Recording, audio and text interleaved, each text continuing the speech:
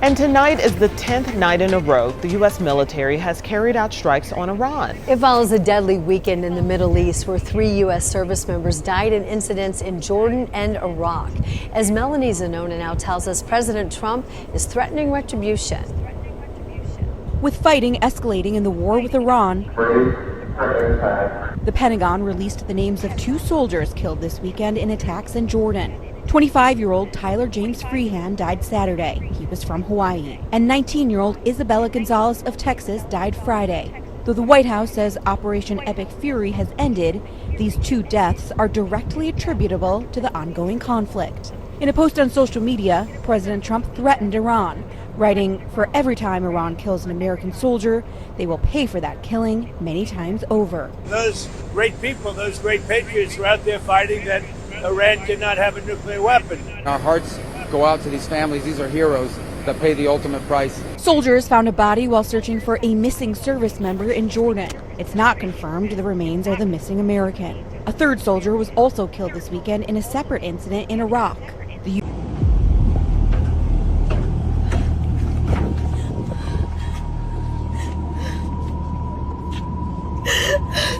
Mommy, is Daddy coming home now?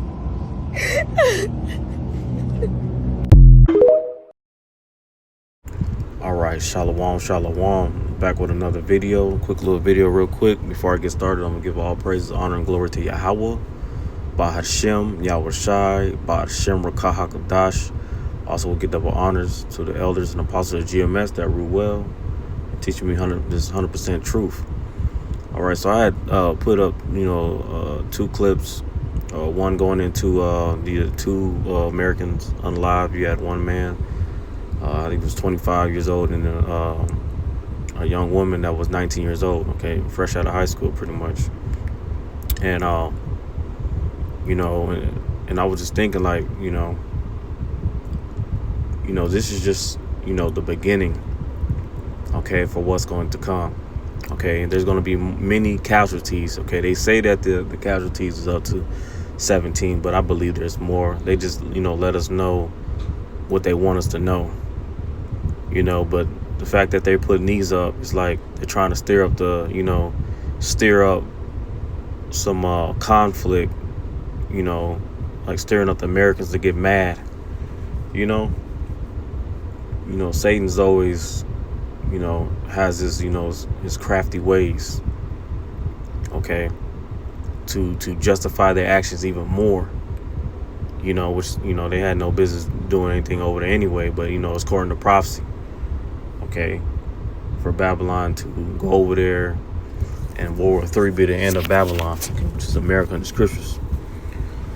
So I want to bring this out. This is, 2nd Esdras 16 and 18. It says, "The beginning of sorrows and great mournings, the beginning of famine and great death, the beginning of wars, and the power shall stand in fear, the beginning of evils. What shall I do when these evils shall come?" Okay, so these things is the beginning of sorrows. Okay, everything that you've seen taking place, okay, as far as these the economy collapsing, okay,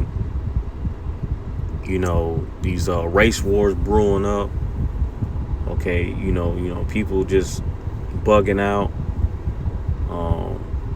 all these things, the disasters of storms and all this, earthquakes in multiple places are beginning of sorrows. Okay, when you see, soldiers being unalive, okay, American soldiers, that's just the beginning of that. Okay, there's going to be, like I said, great death, and it's the beginning of wars. Okay, and we're in a time to where, you're going to see a lot more. Okay, that's going to be a normal. Okay, expect the casualties to go up. Okay, because it's prophecy. Okay, and we're in a time of war. Okay, we're in a time where the tension in the Middle East is just going to escalate. Okay, they might have one of them times to where it might might have a little ceasefire for a couple of days, but then it's going to get cracking again. Okay, it's not going to die down. Okay, we're watching the collapse of Babylon the Great. Okay, we've seen the snare that have been made laid for Babylon the Great. Okay, and for them to be led into that war, okay, the least of the flock should draw them out. Okay, so expect this is not going to die down. Okay, it's just going to get worse. Okay, so I played another clip. Okay, and I don't know, it might have been a real actual clip, or it might have just been AI. Okay, we can't really tell, but it fits prophecy so well. Okay, and it brings me to 2nd Ezra 16:33, and it says, the virgin shall mourn, having no bridegrooms. The women shall mourn, having no husband. Their daughters shall mourn, having no helpers. Why is that? Verse 34 tells you, in the wars shall their bridegrooms be destroyed, and their husbands shall perish of famine. Okay, in that clip you seen a woman mourning. Okay, mourning. Okay, for her husband. Okay, that died in war, or and like I said, it could be an AI or it could have been a real thing. Okay, but this is how the women going to be mourning. Okay, it's going to be a scarcity of men, because when they do that draft, a lot of men are going to be drafted into that war, and they're going to fight, okay, in the valley of decisions, okay, to be judged. Okay, and it goes for all these other nations, not just America itself, but all the ones that get sent over there. Okay, so there's going to be a scarcity of men. Okay, why? They're going to be fighting this war. Okay, these elites war. Okay, it says, let me read this again. The virgin shall mourn, having no bridegrooms. The women shall mourn, having no husbands. Their daughters shall mourn, having no helpers. In the wars shall their bridegrooms be destroyed, and their husbands shall perish of famine. Okay, so what you see right now, the amount of death, it's gonna get higher than that. Okay, and you're gonna see a lot of these young women mourning, scarcity of man. Okay, and this is what's going to amplify Isaiah 4:1. Okay, it's gonna heighten that up. Okay, which you do see some of that taking place now, but with all this mass casualties of men, okay, these women are going to be mourning. Okay, it speaks about that in let's get this real quick. I had another precept with that. This is Isaiah 3:25. Thy man shall fall by the sword, and thy mighty in the war. Okay, so expect a lot of casualties. All right, this is Isaiah 4:1. It says, in that day 7 women shall take hold of one man, saying, we will eat our own bread and wear our own apparel. Only let us be called by thy name and take away our reproach. Okay, so this 7, okay, it could be more than that, it could be less than that. Okay, should take hold of one man, saying we will eat our own bread and wear our own apparel. Only let us be called by thy name and take away our reproach. Okay, so you're going to have women being desperate in these times that we're coming in. Okay, and they're going to be looking for protection. Okay, they're going to be a reproach, going into the shame of being unmarried. Okay, being childish. Okay, because back in the ancient time, that was a shame. Okay, to a woman if she couldn't bear a child. Okay, or be married. You know what I'm saying? So you're gonna have women, okay, wanting just to have that covering and that protection. Okay, and it's not gonna be no regular man. Okay, it's gonna be a man of Yahweh B'Shem Shai.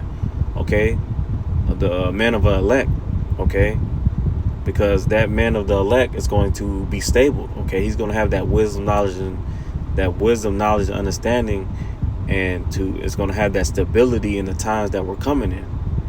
Okay, it's not going to be no average Joe Smo. Okay, you're going to have men being taken up by wars, famine, and this goes for anybody. Okay, you're going to have Jacob's trouble. Okay, so there's going to be mass death. Okay, it says, let's get Isaiah 13 and 12. This is Isaiah 13 and 12. It says, I will make a man more precious than fine gold, even a man than a gold wedge of Ophir. Okay, and that's talking about the elect man. Okay, he's gonna have that covering Yahweh Bashiel Shai.